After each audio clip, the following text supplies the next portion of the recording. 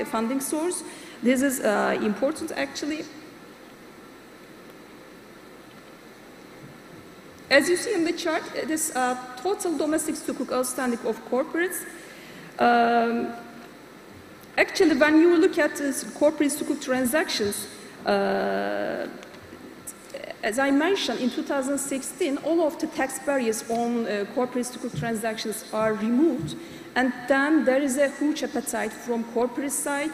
As you can see in the chart, as of September, the total amount of sukuk transactions reach a value of 3.2 billion Turkish lira, and it's getting done before.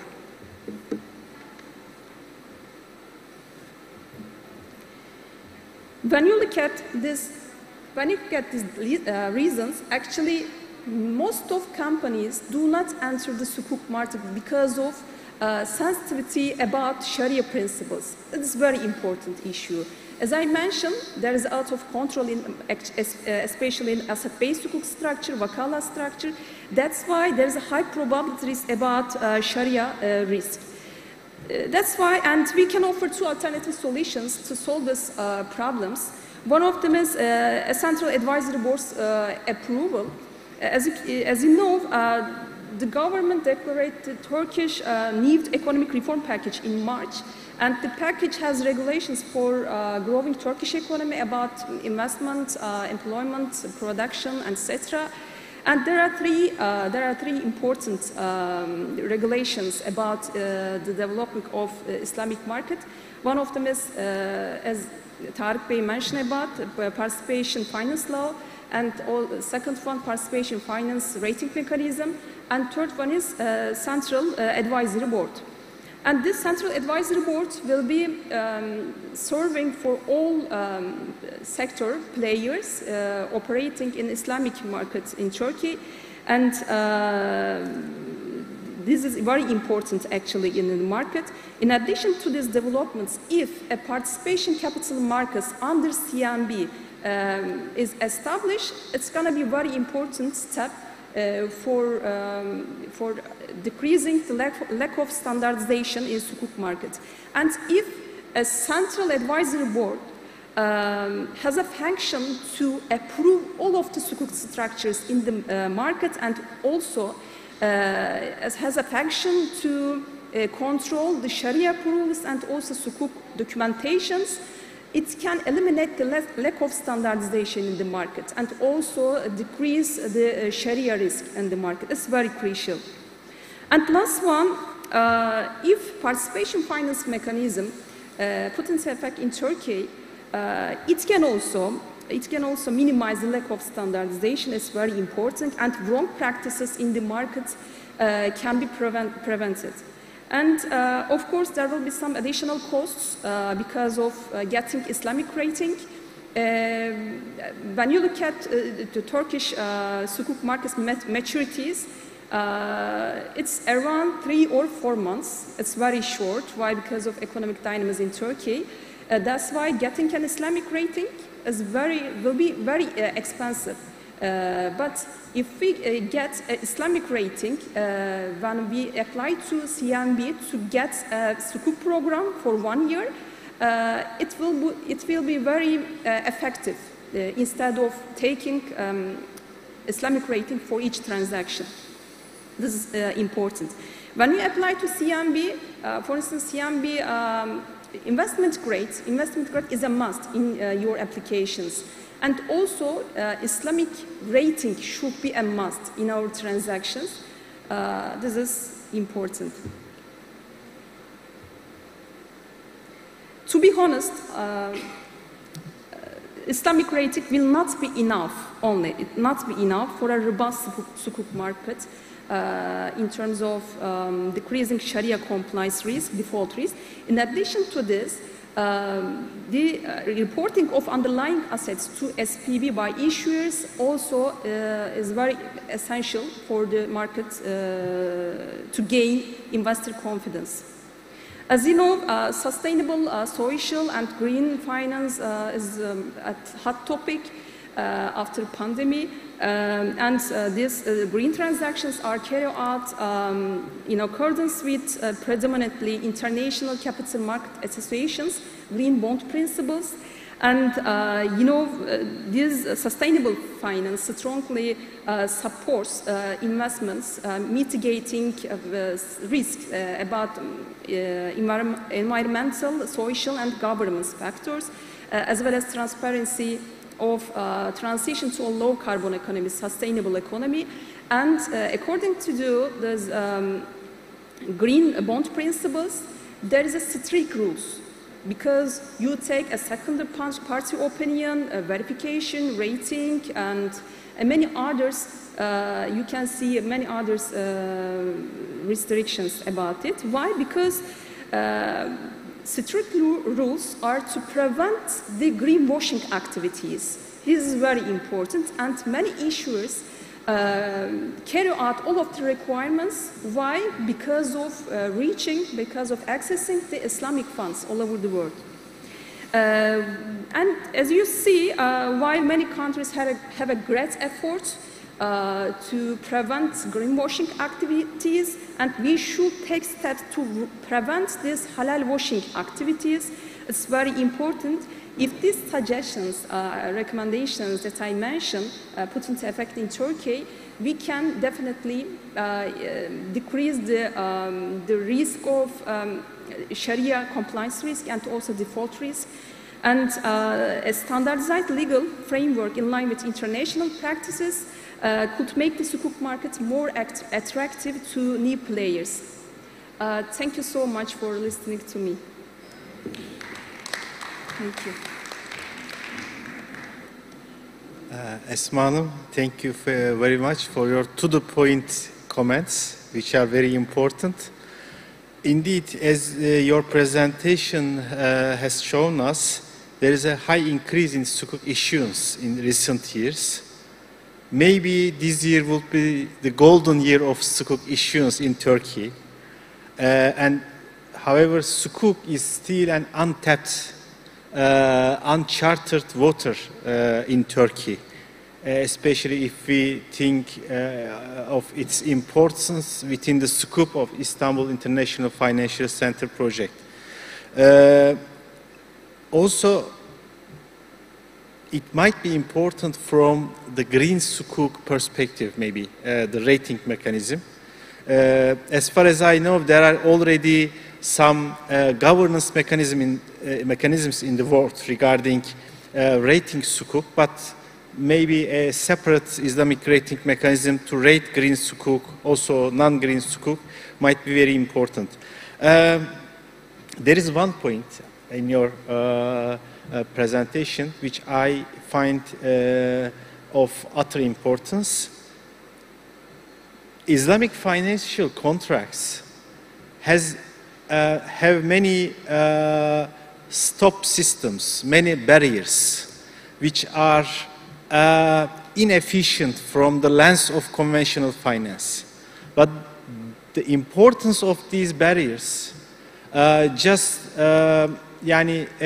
become very clear within a systemic risk or in a systematic risk. So we can understand why Sharia puts some barriers to some to many of the contracts, to many of the, more correctly, items in contracts. But if we do not comply with these barriers, the end results can be a disaster, like issuing a sukuk, issuing an asset-based or asset-backed sukuk without any underlying asset.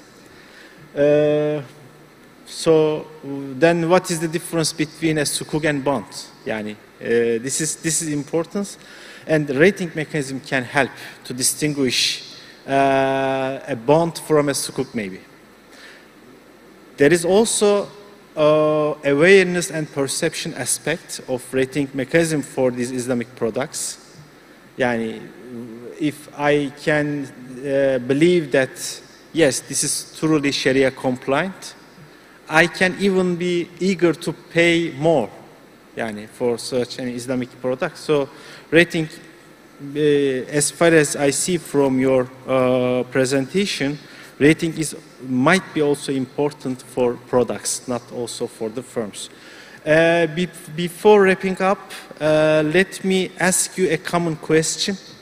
Let's come back to the first, to the outset of our panel. Just I do want to ask, do you think Turkey is really need to establish a new Islamic rating institution to become an international Islamic finance hub? Let's say 3 minutes for each panelists. Please, Dr. Hilman, the first row is yours. For me, it's easy to answer this question, by the way. You should ask the Turkish people to answer this question. You know, if the audience has been to the expo downstairs, there is one Halal logo that really struck me. It's quite big and it's round and it says Halal and there are 4 quadrants. Hanafitic, Hanbalitic, Malikitic, Shafi'itic. What does it really tell us exactly? I think in one way or the other, the way to interpret this thing is trying to create the harmonizations across the school of thoughts. And which doesn't always happen, by the way. And with the existence and the flagship initiatives from many different standard setting bodies, through the, you know, AOIFE, IFSP, and so on and so forth, those guys are trying, and we as well at the Islamic Development Bank Group, we try to create harmonization and standardization across the, at least in our member countries, in 57 member countries. Because at the end of the day, there is, you know, there is a famous saying, لِكُلِّ مَقَامٍ مَقَالٍ وَلِكُلِّ مَقَامٍ مَقَالٍ. Essentially, it is trying to say, speak according to your audience. We try to engage, we are trying to embrace, we are trying to boost the halal economy, Islamic economics, Islamic finance, but it does not really work if the way we propagate Islamic financial principles are by excluding those people who feel put off by the way we propagate Islamic economics and finance. So, you know, there are so many homeworks to be done, and for me, it is no-brainer, the interconnection between Islamic finance and halal economy.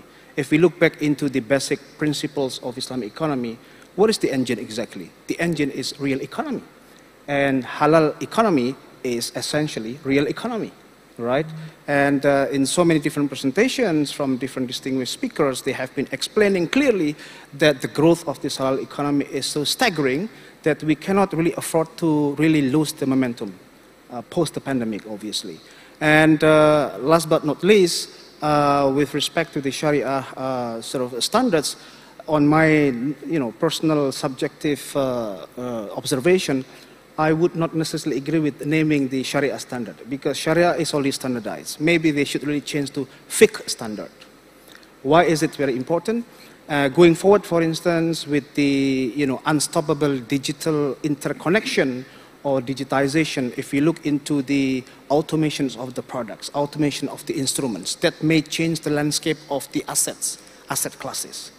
Because with the existence of the cryptocurrency, whether it is or it can be considered as assets, financial securities, or cryptocurrency, and so on and so forth, and hence whether we can really, it is very permissible to be investing in those things, this thing is still under discussion. And with the issue of, for those who are familiar with the fiqh, the milkiyah, or the ownership, the qabt, the possession, with the digital interconnectivity, this can really be challenged going forward. So that's my 2 pence remark. Shukran. Thank you. Thank you very much, Dr. Hilman. Dr. Ramazan, the same question is also for you. Yes, thank you very much. And my answer is very, very clearly yes. Yes, Turkey needs that. Turkey needs an Islamic financial rating. Well, you can name it PFR again, so it doesn't matter. The substance is important, and such a Islamic financial rating will provide awareness and the confidence among different stakeholders, especially between SMEs and the investors, the crowdfunding platforms. existing financial institutions. So they all will get the confidence that the other party, which is the SMEs, comply with the Sharia principles, meaning they are deemed to be Sharia compliant. So looking at from that perspective, this is surely something that we aim towards, right? So although we have some obstacles, right? So we are talking always about Islamic finance and Islamic finance, but however, if we go deeper, we know that from a Sharia perspective, everything starts with the Quran and Sunnah. And based on that, based on Quran and Sunnah, there is the fiqh. And above the fiqh, then the fundamental part is the Islamic economics. On top of the Islamic economics, there is the Islamic finance. And now the critical question here is obviously how healthy is it to establish Islamic finance on a conventional economic system if the underlying concept is not Islamic economics to 100%. So although we have and we anticipate these challenges, I think and I believe strongly that a PFR, it is required, and that's not the end. It's a mean, and the end is to transforming, inshallah, into an Islamic economic system.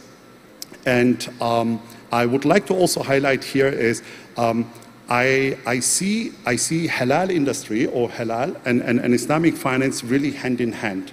However, if we want to convert or if we want to introduce a term, let's call it not Sharia compliant firm, call it Islamic firm. Remember, there is no such Sharia compliant bank, right?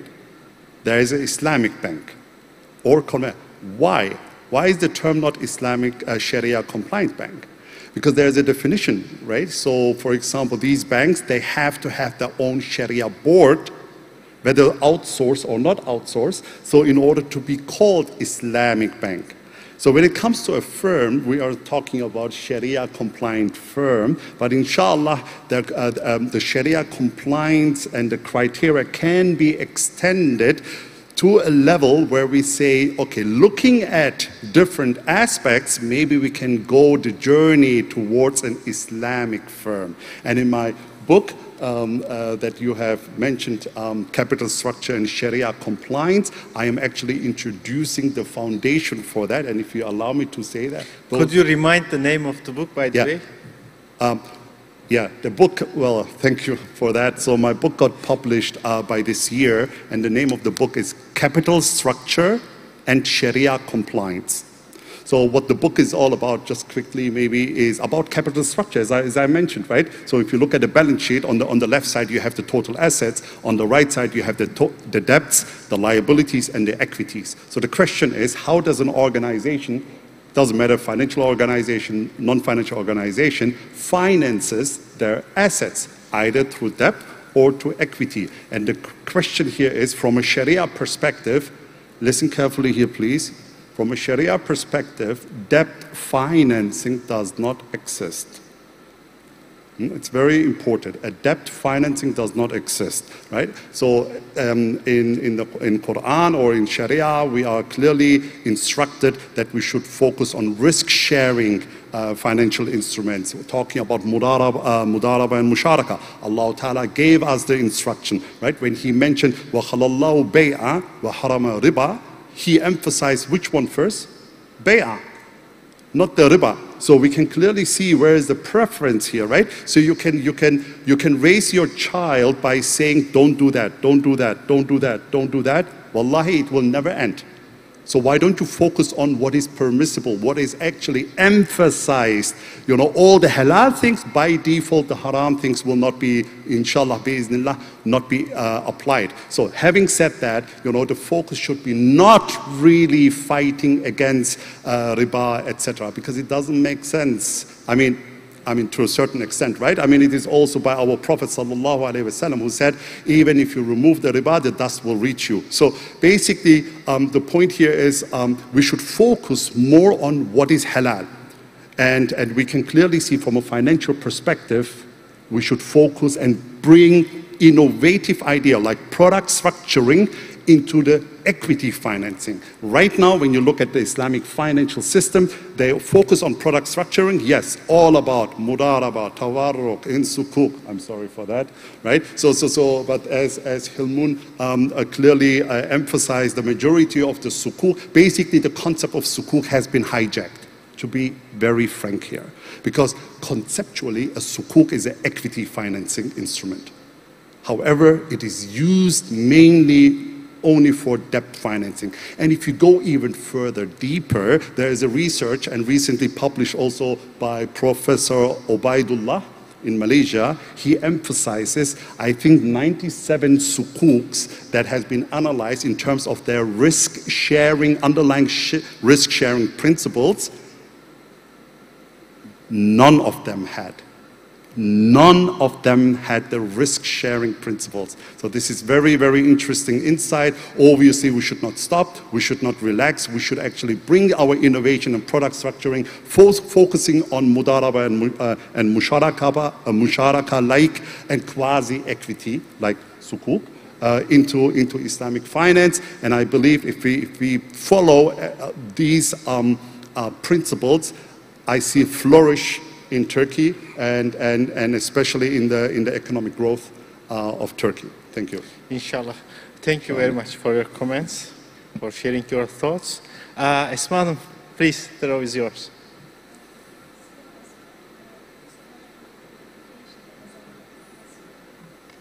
Thank you so much for clarification, Ramazan Bey.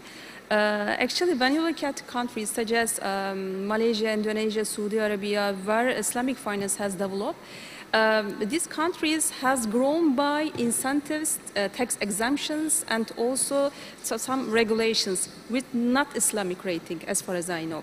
And but there are some questions whether or not these countries have grown in line with Sharia Islamic religious law. This is a question mark. For instance, when you look at Malaysian markets, the domestic sukuk market is based on tawarruk, commodity muraba. That's why many scholars, many investors criticize this structure. That's why if you want to establish a robust and strong Islamic finance industry in Turkey, we need to establish an Islamic rating mechanism, especially in Islamic capital markets.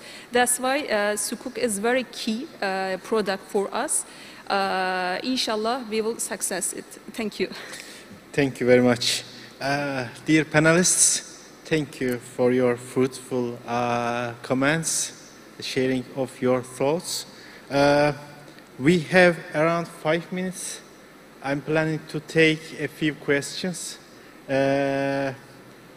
Please indicate your name, organization, and to whom you are directing your questions. Let's start with Prof. Kabir, please.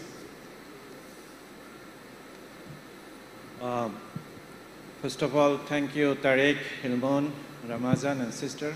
Very impressive and wonderful panel discussion. So we are talking about the rating here. You know, Ramazan has a book already, his dissertation, and there are different types of rating already he has done. You know, whenever we talk about rating from the conventional perspective, when we rate a bond, we basically look at the credit rating. So when we talk about sukuk rating, we have to go beyond this credit rating. That's where the maqasid part is coming in, right? But the problem is, whatever, if you look at the sukuk structure 97, actually there's a ISRA paper was done. Also, Taqi Usmani in 2017 made, you know, 70% of the sukuk are not Sharia compliant. The structure that we use, murabaha or ijara or wakala, if you look at, we are looking at basically monetizing the existing asset, aside from the Sharia issues, right? So you have a government building, you are using government building, selling it, ijara, and you're creating more debt. Like the point that Ramazan is saying that Islam actually more pro-equity than anti-debt.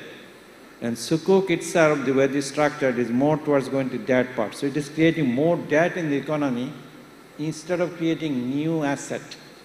Like so, we have to move towards more partnership type of sukuk, Let's say I want to build a highway in Turkey. It's a future asset. We are going to issue a sukuk, ijara and istisna contract. But those type of sukuk are not coming forward. So the government sukuk we are talking about SDG sukuk, whatever you name it. But those type of sukuk are not coming. Unless those are coming, we are in the same bandwagon. You know, going back to the same problem that you face Islamic finance, Islamic banking industry.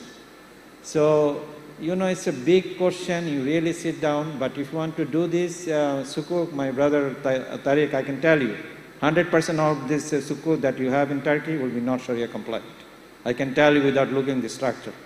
Because if they use the ijara, if they use the wakala, and there is the existing asset, it's a no-no. One of the fundamental pillars, it has to be true sale. True sale is not happening. If you tell, okay, I'm going to send Topkapi Palace, okay? It's a government, I cannot sell it if the government cannot, or the sukuk cannot really pay me the rent. So those fundamental questions you have to look at. But having said this, that is also on the other extreme. I'm not really advocate of, you know, we are going to the rough waters. We do not want to shake the boat in such a way that we drown. So we have to start what is feasible instead, you know, going forward slowly towards this thing. If we start very strict thing to begin with, the whole industry is going to collapse. But having said this, we should not be really doing something which you know has already failed. If you look at the entire Islamic banking industry, I mean, if you go to Islamic bank, I mean, any of the Turkish bank here, and you are a young, you know, university graduate, you have a degree in computer science, you have the brain, and you are asking for financing, that person, you will not get a financing, right? Because all they do is asset-based lending. We have to get away from this thing. And we have to develop this new infrastructure. This conventional banking model that we have seen, we really cannot go far. The same criticism will be coming again and again. Let Islamic Bank do whatever it does, the best murabaha financing. In order to bring the essence of Islamic finance, you really need to bring the other parts. So my question is, all of you, you are talking the rating. What rating are you talking about? Are you talking about something new that has been done in academic literature, but when it comes to implementation, it's a real difficulty? Or you are trying to say something new that you're trying to come up with? I'm sorry, I take a long time. Just that's my question. What rating you are referring to? Thank you. Thank you, dear professor. So all of, since I am a moderator, I say it myself, all of the panelists received their question. Who wants to reply? No, actually, Prof. Kabir, I think because Prof. Kabir wasn't here when I did my first remarks, therefore it was my fundamental questions. What kind of rating, because responding to Dr. Tariq Akin's question initially, what kind of rating are we trying to do essentially? And to what is the beneficiary? And if we are trying, I'll put it bluntly, if we are trying to come up with a new rating methodology on something that is not fundamentally different, because essentially we are talking about creditworthiness. If the institutions or product are not fundamentally different, so I'm not sure what kind of rating are we talking about exactly. So this is my point earlier. Thank you. Well, thank you very much, Kabir Hassan. Very, very valid point that you brought up. I would like to give a little bit narrative here. So obviously, Islamic banks, when we look at the Islamic banks, so the Islamic banks they have a model. It's a banking model, nothing more. It's a banking model. It is Islamic bank, but a banking model. And the banking model, the way it's implemented, does not even exist in Islam. And that's also another issue that we have.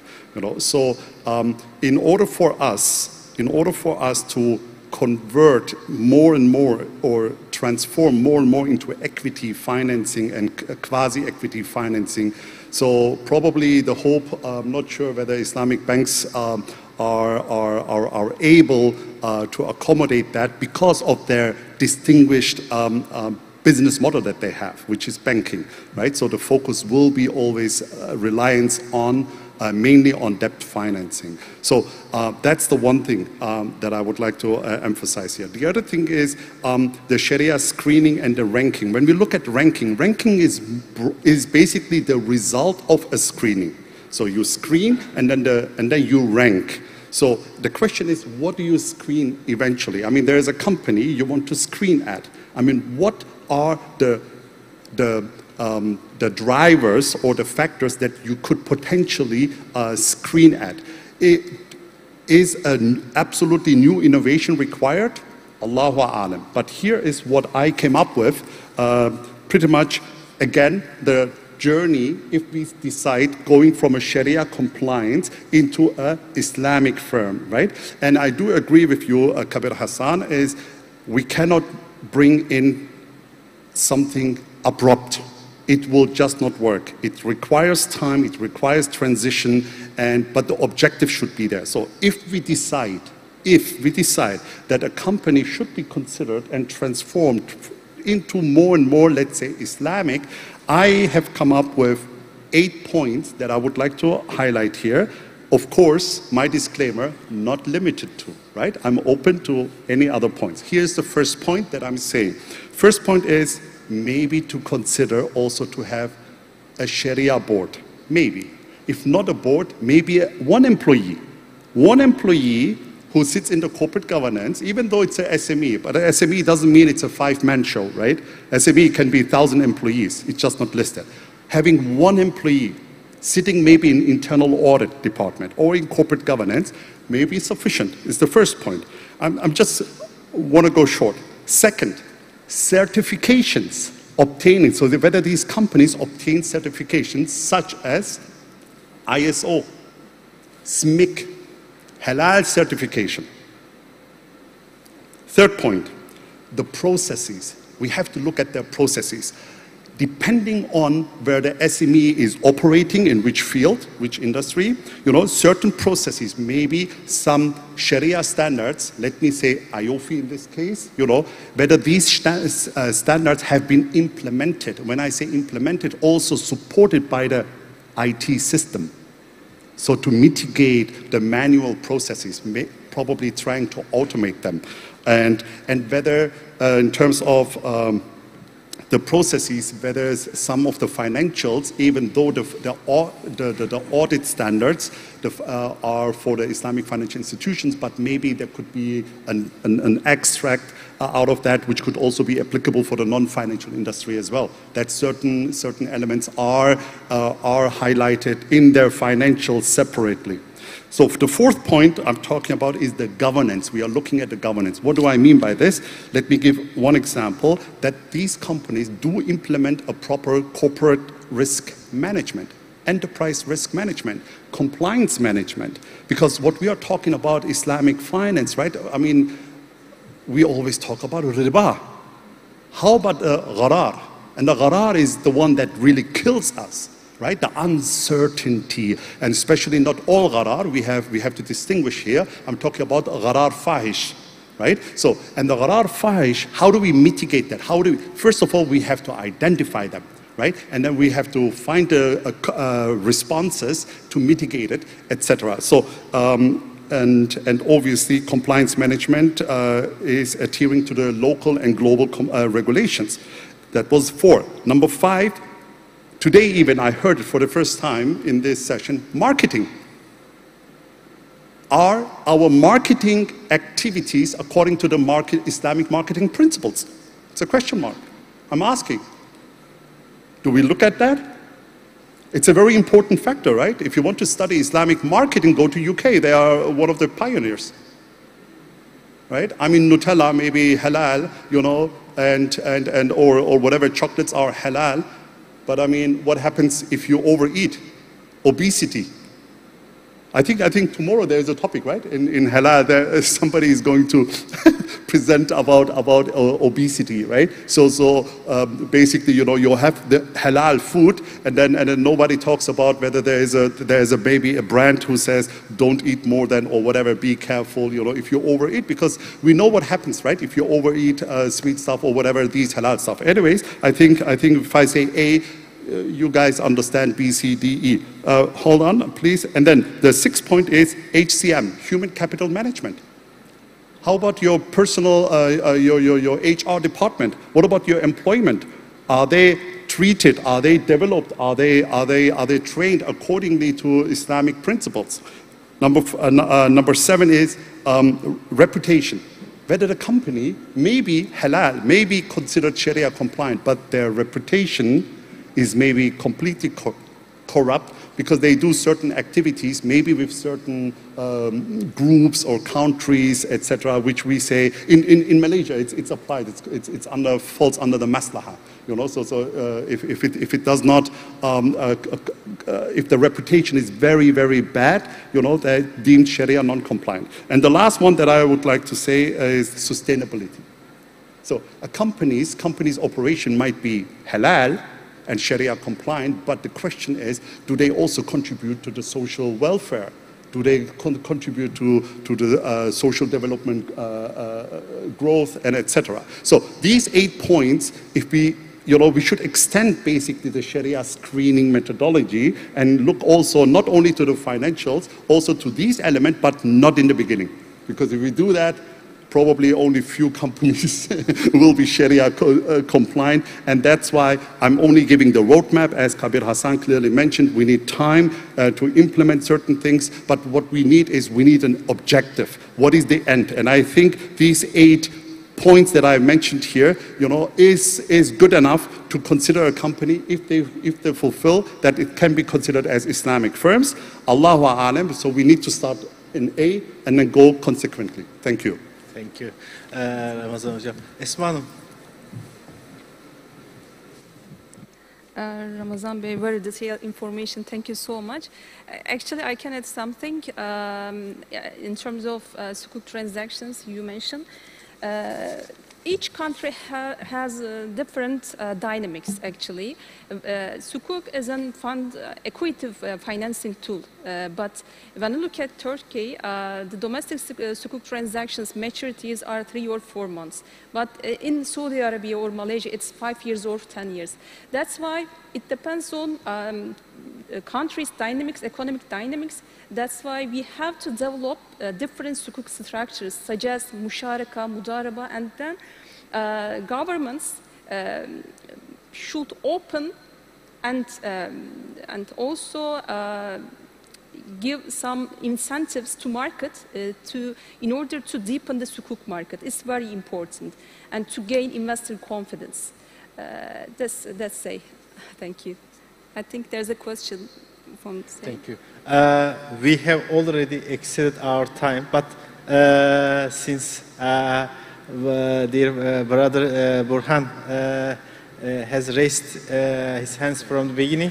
Thank you, brother. Thank you, Dr. Tariq, and also last question, please. Yeah, thank you. We have to thank you. I'm Burhan Uluyoğlu. I'm in Istanbul, Sabahattin Zami University.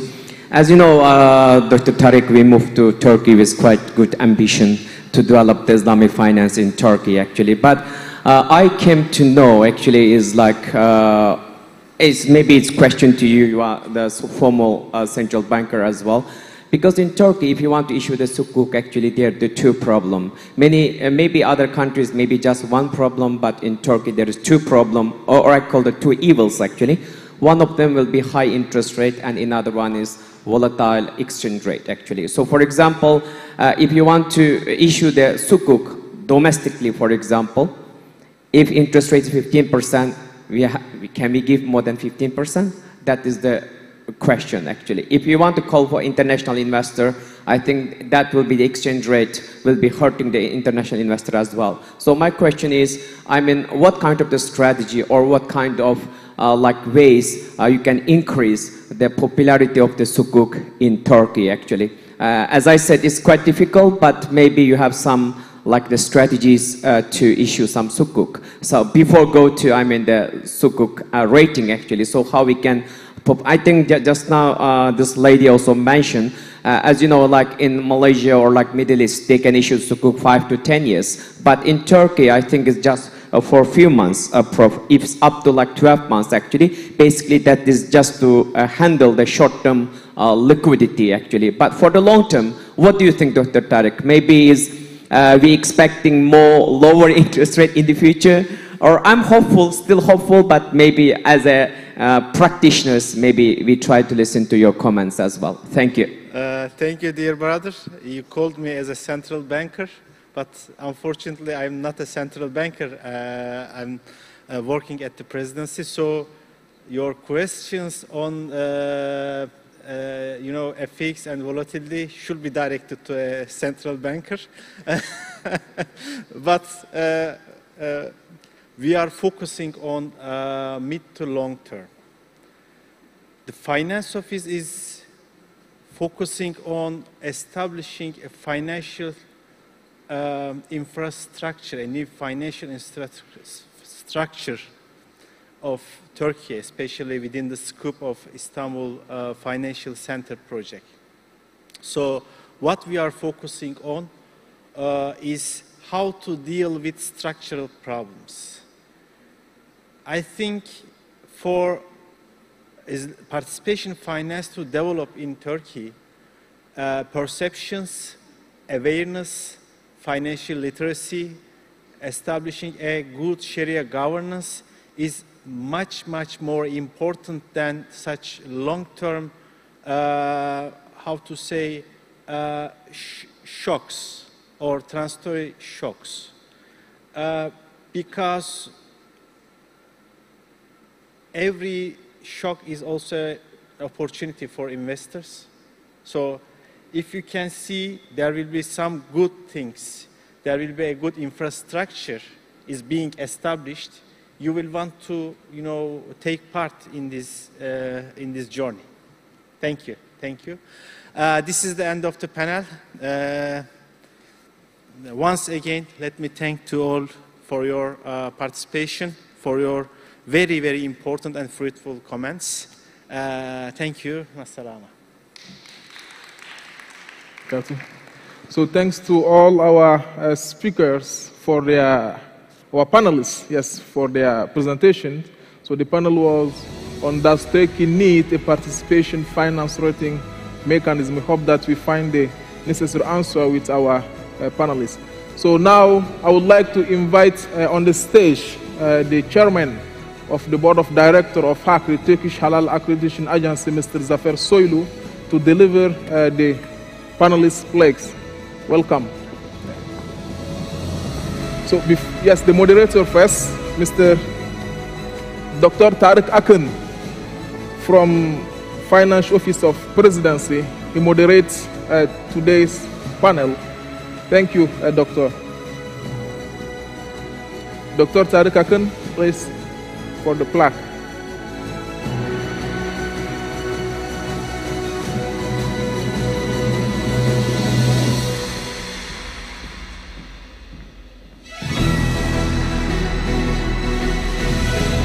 Thank you, Doctor.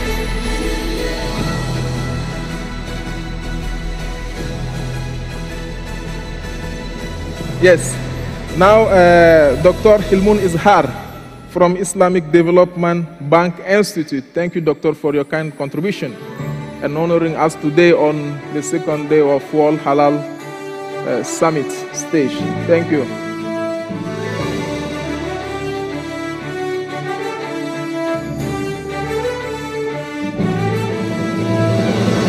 Thank you. Now, Dr. Ramazan Yildirim from Bahrain. Thank you, Doctor, for the contribution today.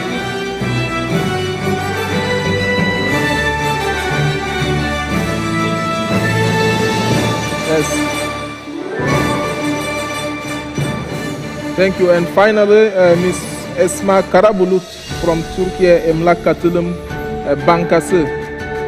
Thank you, Ms. Esma, for your contribution to our summit today. Thank you. That's the family picture.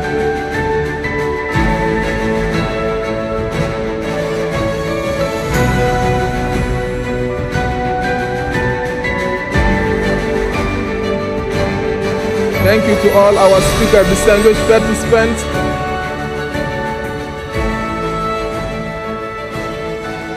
Yes.